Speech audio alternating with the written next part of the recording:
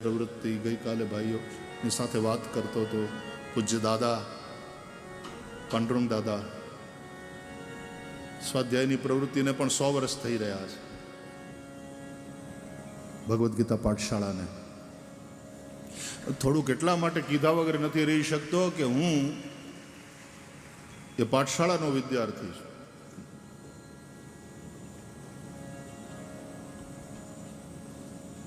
એટલે મફતનું લઈશ નહીં.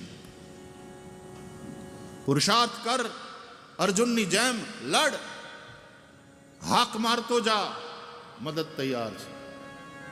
Krishna is with you, Krishna is not for you. ભગવાન મારી સાથે છે, ભગવાન મારા માટે નથી. આ યાદ રાખવું જોઈએ. આઈ એમ સપોઝ ટુ ફાઇટ. યુદ્ધ મારે કરવાનું છે. આ મારું યુદ્ધ છે. કૃષ્ણ મારી સાથે છે. પ્રભુ તમે છો મારા જીવન રથના સારથી. તમે છો મારા જીવન રથના સારથી. કૃષ્ણ તમે છો મારા જીવન રથના સારથી. કૃષ્ણ તમે છો મારા જીવન રથના સારથી. જ્ઞાન ગીતા ઉપદેશી મુજને, જ્ઞાન ગીતા ઉપદેશી મુજને, બનાવજો પરમારથી. મારા જીવન રથના સારથી. પ્રભુ તમે છો મારા જીવન રથના સારથી. હે કૃષ્ણ તમે છો મારા જીવન રથના સારથી. કૃષ્ણ તમે છો મારા જીવન રથના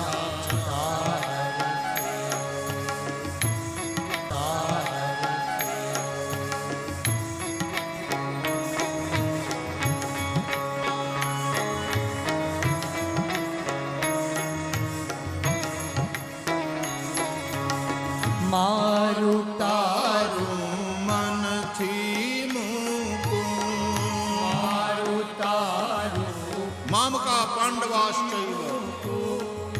મારું તારું મનથી મૂકું. મોહાંગ ધૃતરાષ્ટ્રના મનમાં આ ભેદ છે. મારું તારું મનથી મૂકું. મારું તારું મનથી મૂકું. ભક્તિ કેરો પંથ ન ચૂકું. ભક્તિ કેરો પંથ ન ચૂકું. ભક્તિ કેરો પંથ ન ચૂકું. ભક્તિ કેરો પંથ ન ચૂકું. હૈયું મારું કદી ન વિસરે. હૈયું મારું કદી ન વિસરે. આ દુનિયા છે સ્વાર્થી. મારા જીવન રથના સારથી. ઓ પ્રભુ તમે છો મારા જીવન રથના સારથી. પ્રભુ તમે છો મારા જીવન રથના સારથી.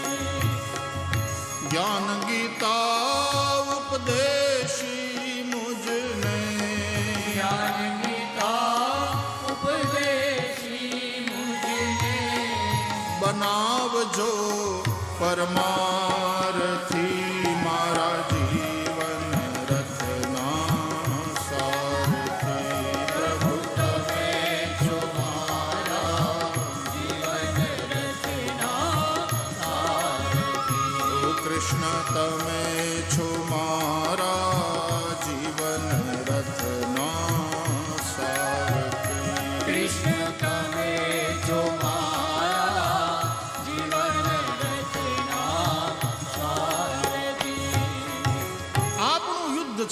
લડવું આપણે પડશે.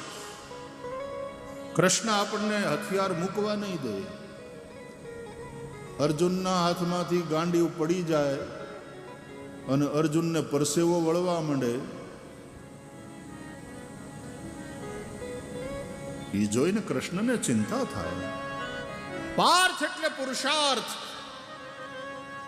ઉત્તિષ્ઠ કૌંતેય યુદ્ધાય કૃત નિશ્ચય.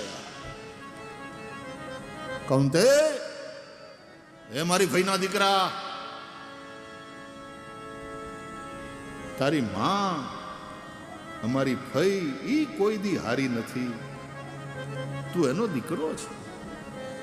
ઉઠ, ઉભો થા, યુદ્ધ કર. ગીતા એ કર્મમાં પ્રેરનારો ગ્રંથ છે. સંન્યાસી હોય એને માટે સાંખ્ય, પણ અર્જુન જેવાને માટે તો યોગ, કર્મયોગ. લોકમાન્ય તિલકજી ગીતાના ઉપર જ્યારે કહેશે ત્યારે એની એક દ્રષ્ટિ, અને આદ્ય શંકરાચાર્ય ભગવાન કહેશે ત્યારે એની બીજી દ્રષ્ટિ. એની એ ગીતા પણ જ્ઞાનપરક અર્થો શંકરાચાર્ય ભગવાન બતાવે, અને કર્મપરક વાતો એ લોકમાન્ય તિલક બતાવે. તો સાંખ્ય અને યોગ આ બંને નિષ્ઠા છે. ભગવાને કહ્યું, લોકેસ્મિન દ્વિવિધા નિષ્ઠા પુરા પ્રોક્તા મયા નઘ જ્ઞાન યોગેન સાંખ્યાનામ કર્મયોગેન યોગિનામ. Help yourself. ભગવાન પણ એની જ મદદ કરે છે જે પોતે પોતાની મદદ કરે. બેઠા બેઠા પડ્યા પડ્યા ખાતા રહેવાની જ્યાં વાત હોય, ભગવાન એની સાથે ના હોય. આમ ભલે આપણે બધા ભજન ગાય, ભાલા વાલા મારી ભેરે રહેજો, ભાલાવાળો રામદેવ પીર પણ એમ કે તમે ધંધા હગડ રહેજો, તો મફતનું ખાવાની વાત નહીં. હાડકા નકામા થઈ જાય એ ખોટું.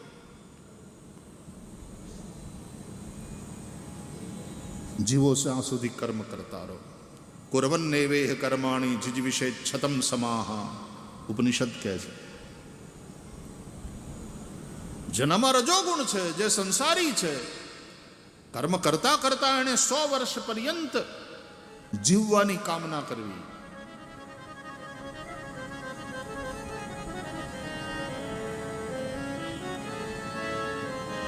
કોકનું ખોદતા જાય, બીજાની ટીકા કરતા જાય, ને પાછા એમ કે હવે અમે તો કાંઠે બેઠા. કાંઠે બેઠા એ વાત સાચી, પણ બીજાને ધક્કો મારવા. ऐसा जीवन किस काम का? उपयोगी बने. जो ઉપરાષ્ટ્રપતિ બને ને એકવાર, પછી એના રાષ્ટ્રપતિ બનવાના ચાન્સીસ વધારે કહેવાય. શક્યતા છે કે જે ઉપરાષ્ટ્રપતિ છે આજે એ આવતીકાલે રાષ્ટ્રપતિ બને. જે ઉપમુખ્યમંત્રી બને, ભવિષ્યમાં એ કદાચ મુખ્યમંત્રી બને એવા ચાન્સ વધારે. એમ જે ઉપયોગી બને એ યોગી બને એવા ચાન્સ વધારે. ભગવાન શ્રી કૃષ્ણ અર્જુનને કહે છે, તસ્માત યોગી ભવાર્જુન. હે અર્જુન, એ માટે થઈને તું યોગી બન. યોગી થવા માટે શું કરવાનું? ઉપયોગી બનવાનું. જીવો ત્યાં સુધી તમે તમારી ઉપયોગિતાને ટકાવી રાખો. જો ઉપયોગિતા ગઈ, ફેંકાઈ જાશો. આ દુનિયાનો દસ્તુર છે. ઉપયોગિતા ટકાવી રાખો. જે પણ ઉપયોગી નથી રહેતું ફેંકાઈ જાય છે. ઉપયોગી બનો. સમાજને માટે ઉપયોગી બનો.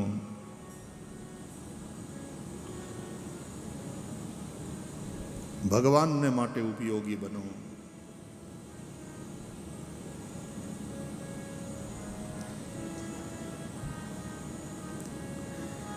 આપણે ત્યાં અર્પણ, તર્પણ અને સમર્પણ સંસ્કૃતિની આપણી જે જીવન પદ્ધતિ છે એમાં આ ત્રણ શબ્દો બહુ મહત્વના છે. અર્પણ, તર્પણ, સમર્પણ. આ ત્રણેયમાં ત્યાગ છે. ત્યાગ વિના ન અર્પણ થાય, ત્યાગ વિના ન તર્પણ થાય, ત્યાગ વિના ન સમર્પણ થાય. માટે ત્યાગની ભાવના ઉપનિષદો કહે છે તેન ત્યક્તેન ભુંજીથા. ત્યાગે નહીં કે અમૃતત્વ માનશુ. સમાજ માટે કરેલો ત્યાગ એ અર્પણ. પિતૃઓ માટે કરેલો ત્યાગ, આપણા વડીલો, આપણા મા બાપ, આપણા દાદા દાદી અથવા તો દિવંગત પિતૃઓ એના માટે કરેલો ત્યાગ એ તર્પણ.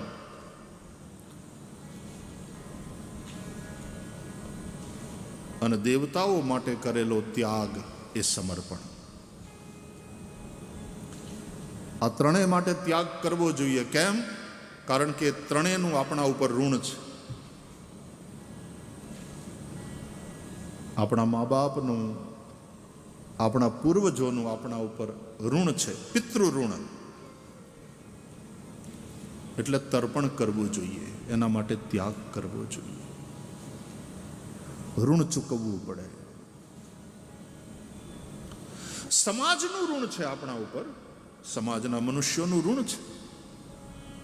હું પૈસાદાર બન્યો હોઉં તો સમાજમાં અને સમાજ થકી.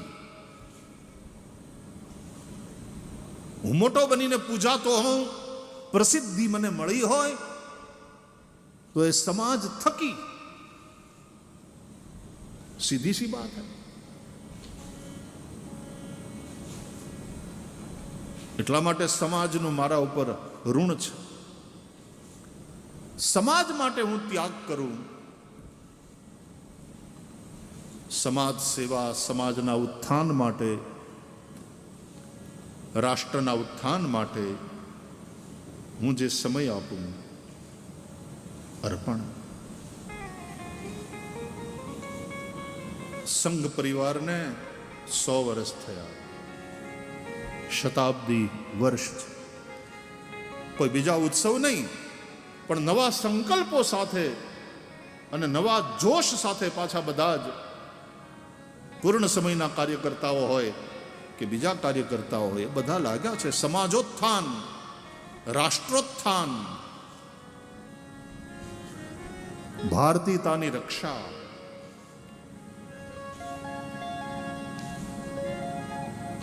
અને એના દ્વારા ભારતને વિશ્વગુરુ બનાવવા તરફ લઈ જવું. એમાં હું શું યોગદાન આપી શકું? એમાં સમયનું યોગદાન એ સૌથી મોટું યોગદાન છે. હા સાહેબ, સંપત્તિનું યોગદાન એના કરતાં સમયનું યોગદાન એ વધારે મહત્વનું. કારણ કે સંપત્તિ તમે આપો તો પાછા કમાઈ લો, પણ જ્યારે તમે સમય આપો છો ત્યારે તમે તમારા જીવનનો એવો હિસ્સો આપી દો છો જે પાછો તમને ક્યારેય મળવાનો નથી. એને તમે પાછા કમાઈ શકવાના નથી. પણ સમય સાર્થક કરવાનો છે. આ કથામાં આપણે બેઠા છીએ, આ સમય આપણને થોડો પાછો મળવાનો.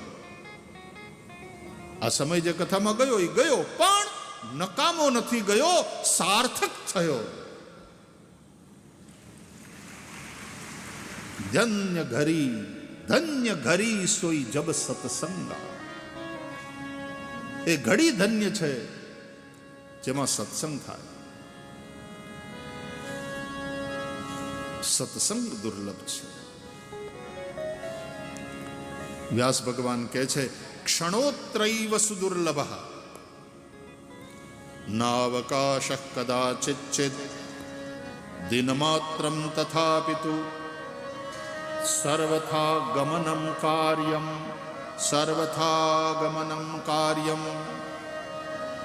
ક્ષણોત્રૈવ સુદુર્લભ.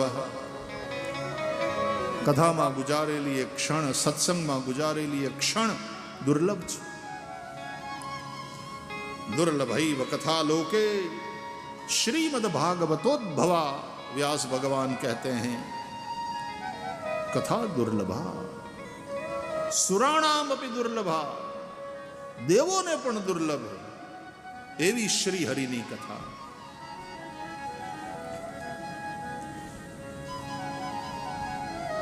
અર્પણ, તર્પણ, દેવતાઓ માટે કરેલો ત્યાગ, સમર્પણ.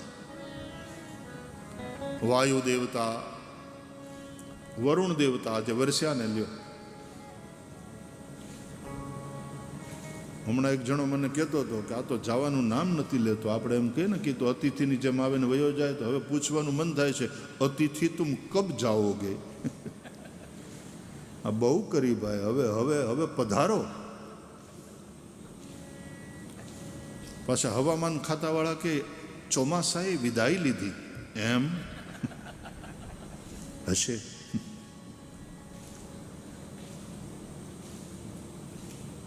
પણ તમે આ વરસાદને પૂછો ને કે આમ આમ કેમ તમે તો વિદાય લેવાના હતા, તો વિદાય જ લેવાનો છો, આ તો બાય બાય ટાટા કરવા આવ્યો છું.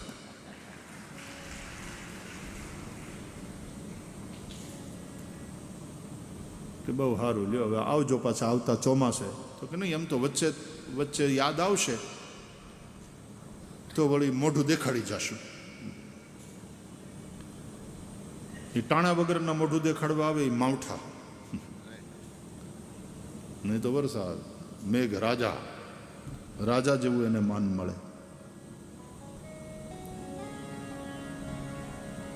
તો વરુણ દેવ, સૂર્યદેવ, ચંદ્રદેવ, વાયુદેવ, અગ્નિદેવ, પ્રકૃતિના બધા તત્વોને આપણે દેવ કહીએ છીએ. એ બધાય દેવો જેને આધીન છે પરબ્રહ્મ, પરમાત્મા. એટલા માટે અંગ્રેજીમાં ક્યાંક એને ડેમીગોડ્સ કહે છે. પણ આ બધા દેવતાઓનો આપણા ઉપર અનુગ્રહ છે. સૂર્ય છે તો જીવાય છે, ચંદ્રમા છે તો જીવન ચાલે છે, વાયુદેવ છે તો આપણા શ્વાસ ચાલે છે, વરુણદેવ છે તો ખેતરમાં અન્ન પાકે છે, અગ્નિદેવ છે તો આપણું જીવન ચાલે. આ બધા જ દેવતાઓને માટે કરેલો ત્યાગ એ સમર્પણ. અને એટલા માટે આપણે યજ્ઞ કરીએ છીએ. આ દેવોના નિમિત્તે આપણે અગ્નિની અંદર આહુતિ આપીએ છીએ. સ્વાહા બોલતા બોલતા, વરુણાય સ્વાહા, સૂર્યાય સ્વાહા, ચંદ્રમસે સ્વાહા. આપણી પૃથ્વી સિવાયના જે બીજા ગ્રહો છે એને આપણે દેવ કહીએ છીએ. બુધાય સ્વાહા,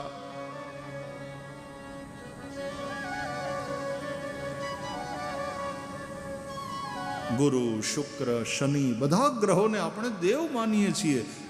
આપણો સનાતન ધર્મ આ પ્રકૃતિની પૂજા કરતા આપણને શીખવાડે છે. પ્રકૃતિને માતા ગણો, એને પૂજ્ય ભાવે તમે જુઓ. એ માં તમને દૂધ પાય, એ માં તમને વાલ કરે, એ માં થકી જ તમારો દેહ બને છે અને એ માં થકી જ તમારો આ દેહ પોષાય છે. એ માતા પ્રકૃતિનું ક્યારે શોષણ ન કરો, પૂજન કરો. અત્યારે માણસ પ્રકૃતિનું શોષણ કરવા ઉપર ઉતરી આવ્યો છે. એ પ્રકૃતિ સાથેનો દુર્વ્યવહાર છે, એ પાપ છે. નદીઓને ગંદી કરવી એ પાપ છે. તીર્થોના અંદર કપડાં ધોવા કે સાબુથી સ્નાન કરવું પાપ છે. પૃથ્વી ઉપર ગંદકી કરવી એ પાપ છે. અરે અકારણ વૃક્ષચ્છેદન પાપ છે. અહીંયા તો ભગવાનની પૂજા માટે તુલસીના પાન લેવા જઈએ તો પહેલા તુલસીના છોડની પૂજા કરીએ, પ્રણામ કરીએ, ક્ષમા માગીએ અને પછી તુલસીના પાન તોડીએ. આ પ્રકૃતિની પૂજા તો સનાતન ધર્મે આપણને શીખવાડી.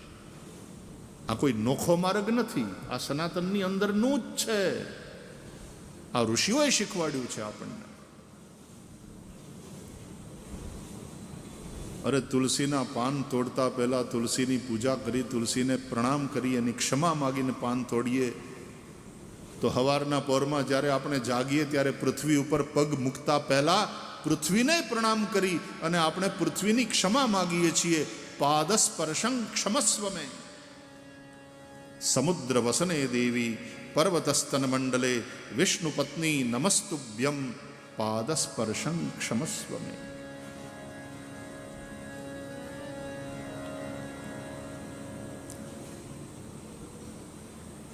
મનુષ્યનો વ્યવહાર મનુષ્યેતર જે પ્રાણીઓ જીવસૃષ્ટિ પંખીઓ છે એની સાથે કેવો હોવો જોઈએ?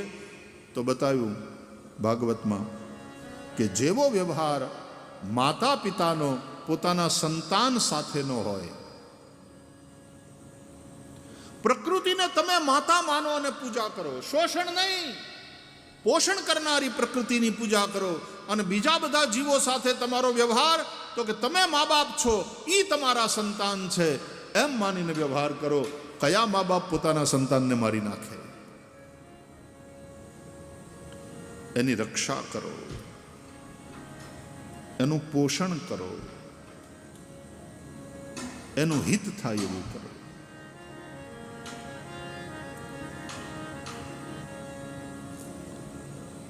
આ ભાગવત આપણને શીખવાડે છે, આ ઋષિઓનો સંદેશ છે.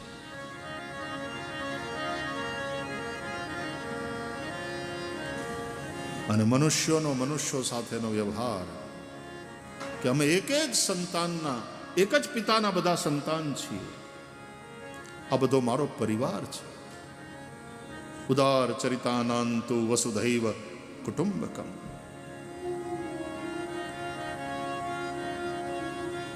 પરસ્પર પ્રેમ. મારામાં પણ ભગવાન બેઠો છે, તારામાં પણ ભગવાન બેઠો છે. હામાં મળીએ ત્યારે આપણે રામ રામ કરીએ છીએ. મારામાં પણ રામ છે, તારામાં પણ રામ છે. પણ મનવા તું રાવણ તું રામ, તું જ રાવણ છે, તું જ રામ છે.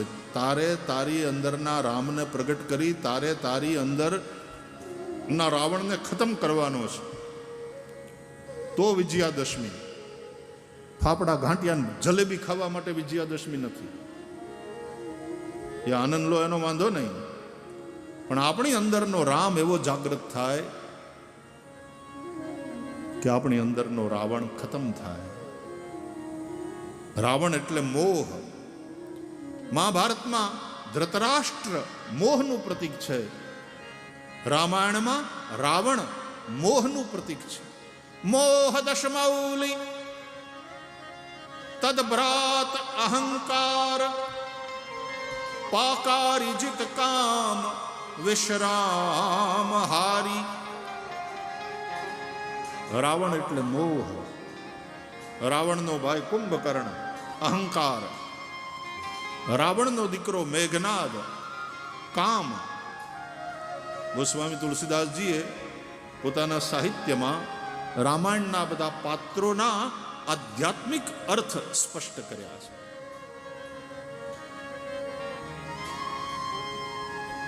તો મેન જે રાક્ષસ છે ને રામાયણમાં, મુખ્ય ખલનાયક એ રાવણ છે.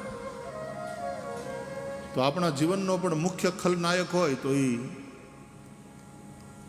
મોહ છે. મહાભારતમાં દુર્યોધન કરતા વધારે ખતરનાક કોઈ પાત્ર હોય તો એ ધૃતરાષ્ટ્ર છે. મોહ. મોહ સકલ વ્યાધિન કર મૂલા.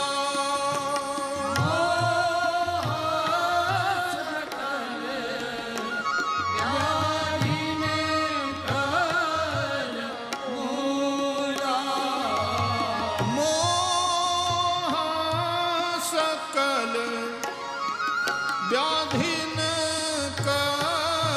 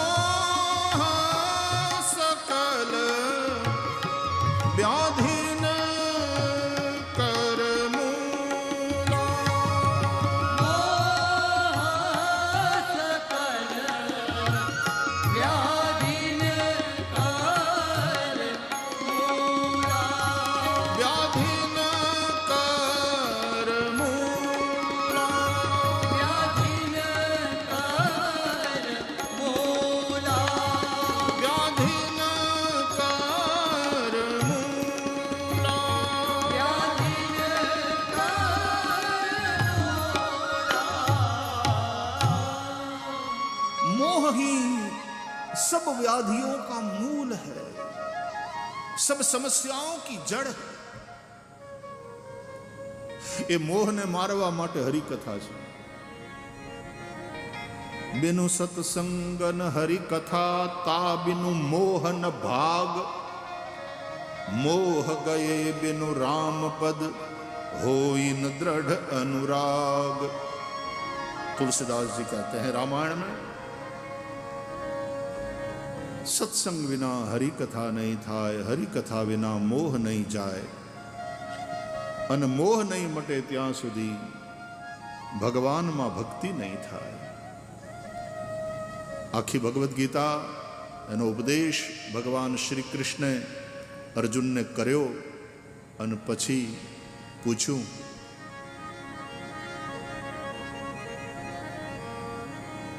તારા સંશયો મટ્યા ભાઈ? તને સમાધાન થયું? મેં જે વાતો કીધી તને સમજાણી વાલા? અને છેલ્લે અર્જુન હાથ જોડીને કહે છે, નષ્ટો મોહ સ્મૃતિરલબ્ધા ત્વત્પ્રસાદાન મયાચ્યુત સ્થિતોસ્મિ ગત સંદેહ કરિષ્યે વચનં તવ. હે યોગેશ્વર કૃષ્ણ, મારો મોહ મટ્યો, મને જ્ઞાન થયું, મારા કર્તવ્યનું મને ભાન થયું. સ્થિતોસ્મિ ગત સંદેહ, મારા બધા જ સંદેહ મટી ગયા. અને આટલું થયા પછી પ્રસાદ લઈને ઘેર વહી જવાનું નહીં. કરિષ્યે વચનં તવ. હવે આપના ઉપદેશ પ્રમાણે હું આચરણ કરીશ. अब मैं कर्तव्य पालन के लिए प्रस्तुत हूं. કથા સાંભળીને પછી જતું નથી રહેવાનું. ના સમજાણું, આ બધું સમજાઈ ગયું, બહુ મજા આવી, બધા જ સંશય મટી ગયા ને. બહુ સારું, બહુ બહુ બહુ સરસ થઈ કથા. પછી તો પ્રસાદ લઈને ઘેર. પાછા હતા એવા ને એવા નહીં. હવે કરિષ્યે વચનં તવ. હવે આ અવસર આચરણનો છે. આચરણનું નામ ધર્મ છે. ધર્મ ખાલી ચર્ચા માટે નથી, ચર્યા માટે છે. ચર્યા એટલે આચરણ.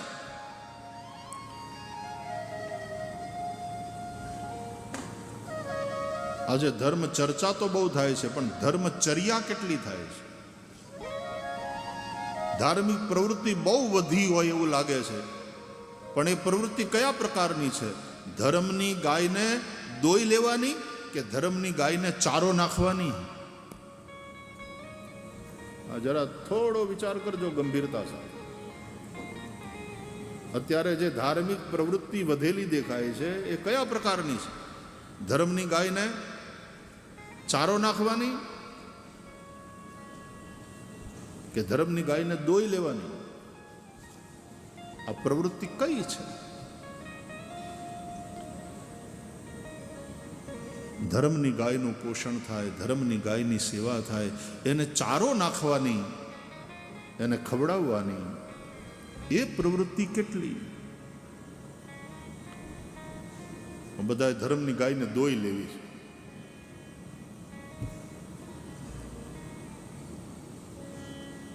આચાર પ્રભવો ધર્મ ધર્મસ્ય પ્રભુરચ્યુત. આચરણનું નામ ધર્મ છે.